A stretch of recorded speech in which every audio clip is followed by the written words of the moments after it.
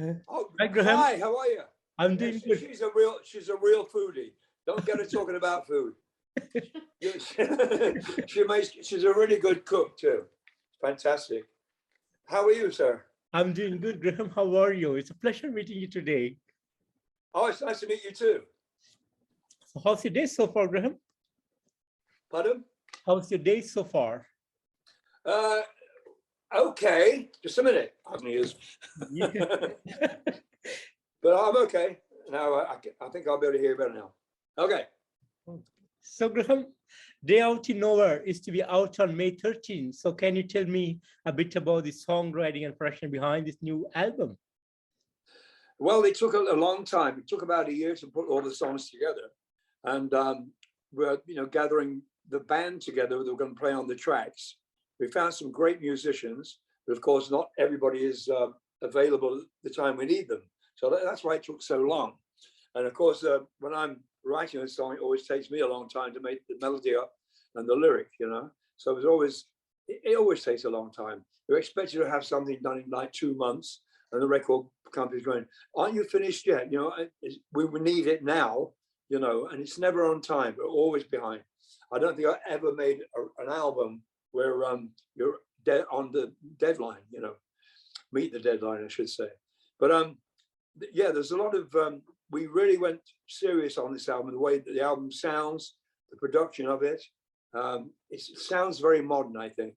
And we're very happy with what the final product became, But the writing of the songs is always the longest time. And the singing sometimes. But it's worth it, because this time I think we've got a great album. I really do. Absolutely, Graham. And you put up 2 amazing videos, Imposter and Uncle John, so far. So can you tell me a bit about the making of these videos?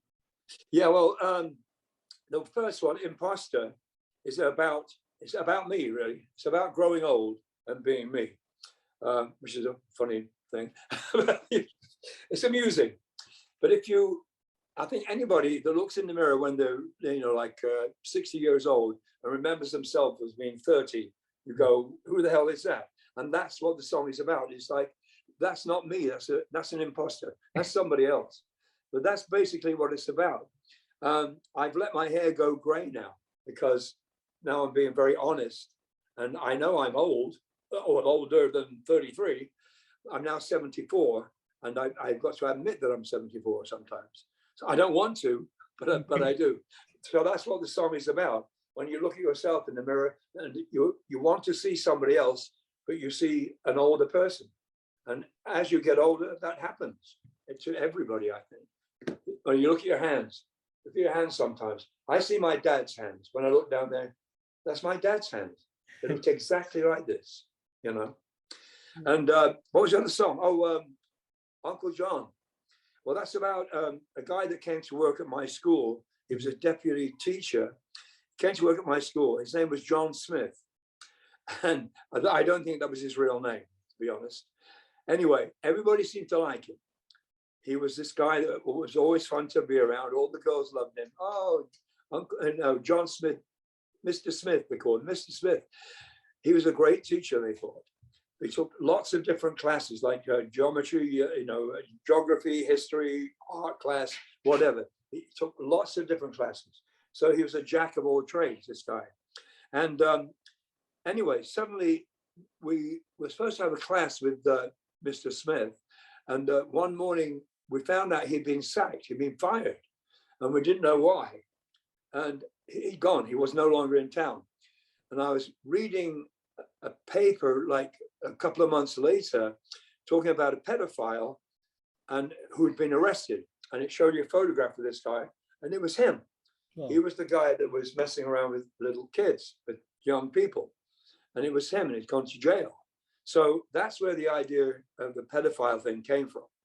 And Uncle John, it's just, I remember being told by somebody who had been mistreated as a child. He said, I knew this person and I thought he was my friend. He said to me, I'm your dad's cousin, or something like that, when he met him somewhere. And he said, yeah, you can call me Uncle John. or whatever. You cannot use any name there. You can call me Uncle David, Uncle Brian. You can call me Uncle John. I'm your friend.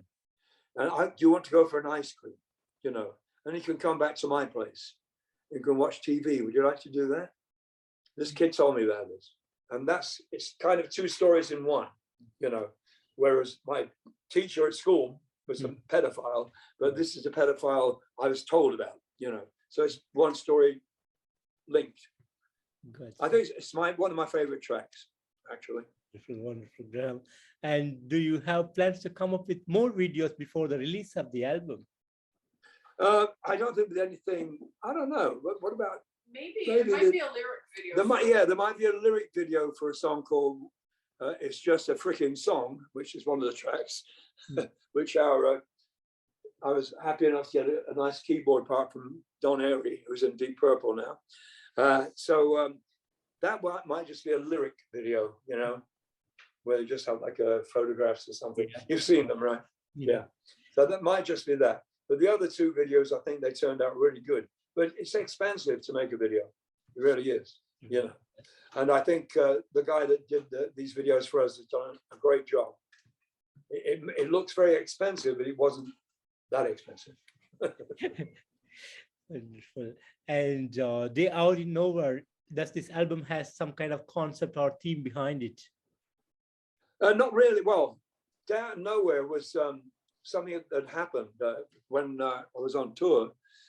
Looking out of the window of the vehicle, we're in a van at the time, and I was looking out the window. It was in Russia, and we're going through the countryside, beautiful farmland. There were horses out there, and you could hear the dogs barking, chickens or whatever. Then suddenly we came to one part of this trip. There was nothing there. There were no birds in the sky. There was no animals in these fields. Everything was completely dead and quiet. And I'm thinking, no birds, nothing flew overhead at all. I'm looking, there's got to be something, you know. And I said to the guys with me, I said, have you noticed something weird that there's no wildlife out there all of a sudden? And they weren't taking any notice, but I was, because I was bored, I think. I'm looking out the window. When are we there? Are we going to be there soon? I think we're on our way to St. Petersburg in Russia. And I said to them, well, there's no horses in the fields. And there's no birds in the sky. Look. And they did. And they said, oh, yeah. You know, they sort of realized what I was seeing. And I said to them, I bet you there's something weird going on with this particular part of this land. So I said, as soon as we start getting near St. Petersburg, I bet you will see birds in the sky. And sure enough, as soon as you got within a mile of the city, birds were flying. And you saw animals running around, you know. But this part was probably about 10 miles or something. Mm-hmm. This particular area, there was nothing. And it was quiet and very strange. So it was a day out in nowhere. This was nowhere because nothing was there. That's where the idea came from. Wonderful, wonderful, Graham. And do you have any special plans on May 13 on the day of the release? I don't know. I'm not sure what will be happening on the day of release. Do you have any plans? We don't. I'll be on a beach in Maui. Well, she won't. Bethany won't be here. She'll be with her daughter on the beach in Maui. It's her daughter's 21st birthday, so she'll be over there. I don't know what we're doing. The rest of us, but there'll probably be. Maui. We'll be able to come to Maui. It won't be any big shebang. We might go to the Rainbow or something. I'm not sure. Hey. Not without you, Bethany. Or we can't go to Hawaii with you. Why not? But anyway, so far there's been no plans. I want this thing to be a success, though. I'd like to see it in Billboard or something, but I don't think that will happen. But you never know. I want this album, because I think it's the best thing we've done recently, to be really successful and people to really appreciate the work that went into this. But it took a long time to write and perform. And it's I'm very happy with it. So maybe we might do something. You never know. Sounds good. And how does the touring plan looks for you this year? Well, we have some tours lined up. A very short tour. We've got some gigs coming in Europe and in England, and some more may be added. We don't have a whole roster of tours right now because people are cancelling tours because of COVID and everything, you know, that's happening. And we're kind of a bit wary of going on a tour because of COVID. We don't know if it's worse now or better now. In this country, it's supposedly getting worse. In the US, I don't know. In China, it's terrible, I know that. But more gigs will be added, I'm sure. So we just got to wait. I want to see what the reaction is going to be to this album. I really do. And I just hope we win some more fans, you know, because I'm very proud of it. But the touring thing is very important. The only way we can promote the band is by touring. Yeah. So hopefully more gigs. Yeah. That's amazing. Amazing. And talking about this album, 11 amazing songs, beautifully crafted, great work behind this album. So how do you feel about this great work behind this album? But what behind the album? Sorry. Yeah, the work behind, how do you feel about the outcome of this album? Oh, the outcome. Yeah, I think it's turned out great. I mean, we had a lot of time recording in the studio. I did a lot of things happen with me. I write words to songs and sometimes I change the words as I'm going along. Oh, that doesn't sound very good. You stop and you do it again, stop and do it again. No, maybe this will be better. Wait a minute. This will sound great, I promise you. Little things like that can take up a lot of time. So like one song can take you, you know, days because of me. Everything's there but me. But I think what we've come up with is the best thing we've done for a long time, and I'm very happy with it. I hear different opinions about the album from different people who have interviewed me, and I'm very surprised at some of the tracks they pick out. Oh, I love A Day Out of Nowhere, or I love Susie, which is the ballad on the album. Yeah, and I think, really? You know, I'm just so surprised because we have our favorites. We think they're the best songs, you know, and I suddenly find out, well, I'm not right. They're not necessarily the best songs. That's my opinion. They're the best songs. Other people's opinion counts too, you know. So in all, I think we're doing all right. So I'm looking forward to getting out and playing. It'd be fantastic. Amazing, amazing. And talking about this album again, you have brought in a couple of guest musicians in the band like Jeff Loomis and John Tempest and all these people, and Roy Z as well. So how would you like to work along with them in this album? Well, that was great. They came along. You know, we don't work in the same room. It's not like an old studio time used to be. So I get tracks sent to me. Jeff sent me his track. All the tracks come to me in the mail, you know. So we never actually, I haven't even met Jeff yet. And I'm writing another album right now with him. He's on tour, as you probably know. He's touring, he's always very busy. But the other guys, John and Mike, I know real well, the Tempesta boys, you know, they live not too far away from here. And the other guys in the band that came to, Shane Galas, he was introduced to us by our guitar player. Conrad, he knows a lot of guitar players and you know, players in this town because he's one of these guys that goes out and sees concerts and goes to the clubs, etc. So he brought a lot of these guys to the fore for us to use if we thought they were right. And when I saw these guys, you know, their videos and stuff, absolutely, you know, Roy Z and Jeff Loomis, and the Tempesta boys I knew anyway. So it was really great to have them incorporated in this album. And Don Airy, of course, I know from Rainbow. So, you know, he wrote a song. And when these songs come in, it's just up to me to make up the words and the melody. But the arrangement's all there, you know. And then we may change it later a little bit, but not drastically. Wonderful, wonderful, Graham. And you have a great career of music with so much decades of amazing music and a great work towards the classic rock and the hard rock community. Great work so far from you. So how has the musical journey been for you so far? Well, it's been interesting. You know, I'm still kind of, in a way, doing what I did in 1980. You know, nothing's really changed that much for me. I mean, I still sing the same. I'm still writing the same kind of music. But it's been nice to work with my friends instead of people I don't like. you know, which happened with the band I just left. And they said I was fired, but I wasn't. I'm working with musicians who know what they're doing. The band I'm talking about is Alcatrazz. Some of those guys in that band weren't that good, you know, and I was very disappointed in their musicianship. But now, progressing on, this has come to something where I think I'm confident with these players. I'm confident with the way they write songs, and I'm very happy. It's really weird to be sort of around when I'm 74 years old and looking at very young bands that are around now, and it makes me feel old. But then when I listen to what we've done, I don't feel old any longer. That sounds like a young guy to me, and the way, you know what I mean. I don't sound old. I'm glad to say. I might look old, but I don't sound old. My voice has stayed with me, and I'm very happy about that.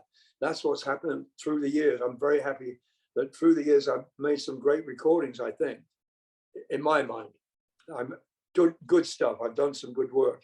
I'm glad that I still have the voice to do that work with, you know. Amazing, amazing, Graham. And do you currently work in other projects and bands for now? Well, what's happening now is I'm working with Jeff Loomis, and we intend to come out as Graham Bonnet's Alcatrazz.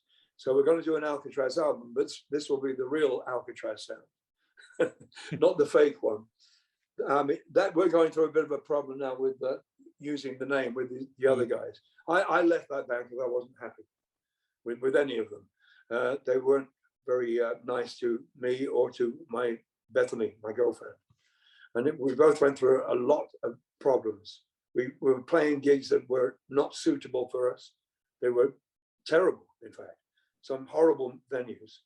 And we were working just about every day, and we got worn out. I got worn out, absolutely. And we had 2.5 hours of songs with no break for me. No. So now that I'm not going to be doing that anymore, I'm very happy with what we have now, you know. Sounds good, sounds good.